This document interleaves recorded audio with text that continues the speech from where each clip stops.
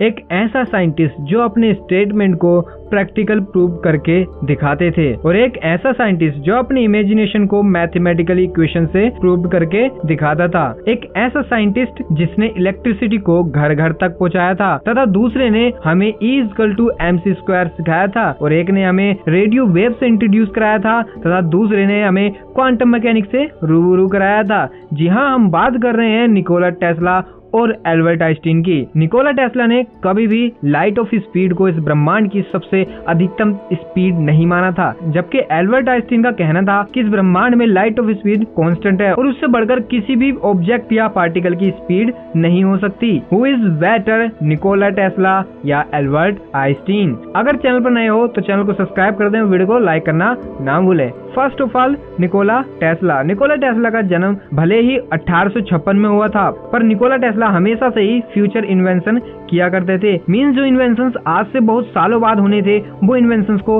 आज ही करने की कोशिश किया करते थे। अगर निकोला टेस्ला ने रेडियो वेव का इन्वेंशन ना किया होता तो आज हम आपस में कम्युनिकेट नहीं कर पाते, और ना ही हम पृथ्वी से कई वर्ष प्रकाश दूर स्थित Hubble telescope, Voyager 1, Webb space telescope से कम्युनिकेट नहीं कर पाते। तो ये सब संभव हो पाता है निकोला टेस्ला के इन्वेंशंस के, चाहे फिर वो टेस्ला कोइल्स हो या फिर इलेक्ट्रिसिटी ट्रांसफॉर्मेशन। ऐसे बहुत सारे इन्वेंशंस हैं जो कि मॉडर्न इन्वेंशंस थे। जबकि दूसरी तरफ एक और महान साइंटिस्ट एल्बर्ट आइंस्टीन, जिन्होंने अपनी जनरल थ्योरी ऑफ रिलेटिविटी से दुनिया में अलग ही क्रांति ला दी थी, क्योंकि इससे हमें पता चला था कि अलग अलग डायमेंशंस में समय नियतांक नहीं होता है। इसी थ्योरी के अकॉर्डिंग हम ब्लैक होल्स, स्पेस एक्सपेंशन, तारों से आने वाले प्रकाश आदि का अध्ययन किया जाता है इस थ्योरी से। जबकि निकोला टेस्ला का मानना था कि एल्बर्ट आइंस्टीन की समीकरण E=mc² में थोड़ी त्रुटि है। कोई कैसे मैटर को एनर्जी में और एनर्जी को मैटर में कन्वर्ट कर सकता है, और यहाँ तक कि निकोला टेस्ला स्पेस और टाइम और लाइट ऑफ स्पीड पर भी सवाल उठाया करते थे, क्योंकि उन्होंने खुद के अपने एक्सपेरिमेंट में स्पीड को faster than light of speed prove किया था। साल 1896 में टेस्ला ने कॉस्मिक रेस पर भी एक एक्सपेरिमेंट किया था, जहां पर उन्होंने तारों से आने वाली स्पीड का टेस्ट किया था, और उन्होंने पाया था कि कॉस्मिक रेस की स्पीड लाइट ऑफ स्पीड से कई गुना ज्यादा थी। लेकिन फिर भी आइंस्टीन की थ्योरी को ही ज्यादा वैल्यू दी गई थी, क्योंकि आइंस्टीन अपनी थ्योरी को मैथमेटिकल इक्वेशन से प्रूव करते थे, जबकि टेस्ला अपने आइडिया को साइंटिफिक मेथड से प्रैक्टिकली प्रूव करते थे। टेस्ला ने अपने बेहद गंभीर समय में भी डायनेमिक्स थ्योरी ऑफ ग्रेविटी पर भी वर्क किया था।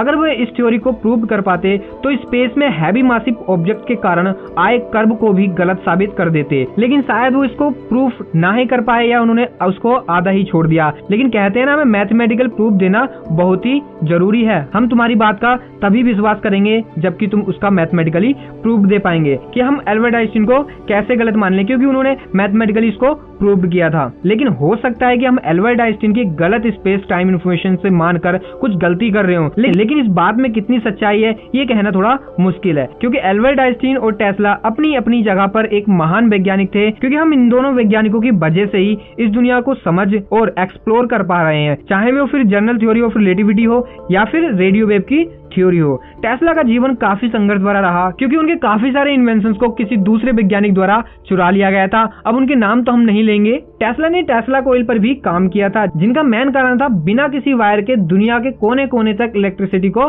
पहुंचाना। ऐसा टेस्ला ने कर भी लिया था, लेकिन आता है वर्ल्ड वॉर, जिसके बाद जो लोग इस प्रोजेक्ट में इन्वेस्टमेंट कर रहे थे उन्होंने भी टेस्ला का हाथ छोड़ दिया था, और टेस्ला कोइल का प्रोजेक्ट वहीं पर ही रोकना पड़ गया, क्योंकि टेस्ला उस टाइम पैसों की तंगी से जूझ रहे थे। इसी कारण वो टेस्ला कोइल को रोकना मंजूर किया गया। अगर सोचो टेस्ला कोइल का प्रोजेक्ट नहीं रुकता तो आज की हमारी दुनिया किसी साइंस फिक्शन मूवी में दिखने वाली दुनिया से भी कई आगे होती।